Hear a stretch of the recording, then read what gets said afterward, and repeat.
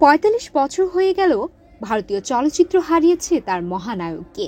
এত বছর হয়ে গেলেও উত্তম কুমার আজও বাঙালির মনে সমানভাবে জায়গা করে রেখেছেন। তাই তো বাংলা চরিত্রে বিশেষ অবদানের জন্য ২০১২ সাল থেকে প্রতি বছর মুখ্যমন্ত্রী মমতা বন্দ্যোপাধ্যায়ের তত্ত্বাবধানে আয়োজিত হয় মহানায়ক সম্মান। সেই রীতি মেনেই ২৪ জুলাই বৃহস্পতিবার টলিউডের খ্যাতনামা শিল্পীদের হাতে এবারও মহানায়ক সম্মান তুলে দেন মুখ্যমন্ত্রী মমতা বন্দ্যোপাধ্যায়। এবছর মহানায়ক শ্রেষ্ঠ সম্মান পেলেন বাংলা সিনেমার অন্যতম পরিচালক গৌতম ঘোষ।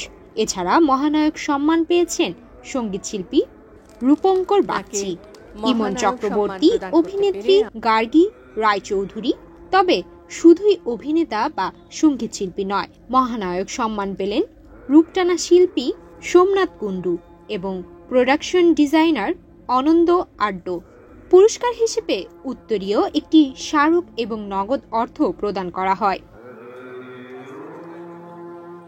মহানায়কের ৪৫তম প্রণয় দিবস উপলক্ষে ধনাঢ্য প্রেক্ষাগৃহে শ্রদ্ধা জ্ঞাপন অনুষ্ঠানের আয়োজন করে পশ্চিমবঙ্গের সরকার, পশ্চিমবঙ্গ সরকারের তথ্য ও সংস্কৃতি বিভাগ।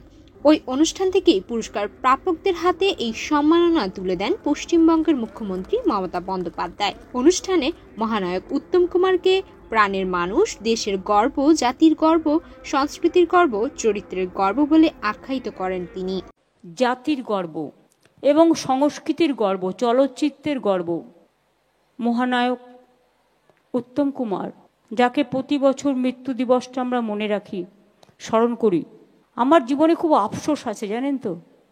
আমি সুচিত্রা সেনের সাথেও ওনার মৃত্যুর কয়েকদিন আগে, যদিও উনি কারোর সাথে ২০ বছর দীর্ঘ দেখা করেননি, কিন্তু আমার সাথে দেখা করতে চেয়েছিলেন। আমি ছুটে গিয়েছিলাম। মৃত্যুর ৭ দিন ১০ দিন ওনার কাছে আমার রোজ যাওয়া হতো। সুপ্রিয়াদিকে আমি খুব নিকটস্থ চিনতাম, যারা উত্তম কুমারের সাথে কাজ করেছেন। সুপ্রিয়াদির সাথেও আমার যোগাযোগ দীর্ঘদিনের ছিল। মাধবীদিকে চিনি, সাবিত্রীদিকে চিনি, শর্মিলাদিকে চিনি, তনুজাদিকে চিনি। কখনো কখনো ইন্টারন্যাশনাল ফিল্ম ফেস্টিভ্যালে দেখাও হয়েছে। সৌমিত্রদাকেও দেখেছি, কিন্তু উত্তম কুমারের সাথে কোনোদিনও দেখা হয়নি। এই না দেখাটা, অদেখাটা আমায় বারবার স্মরণ করিয়ে দেয়।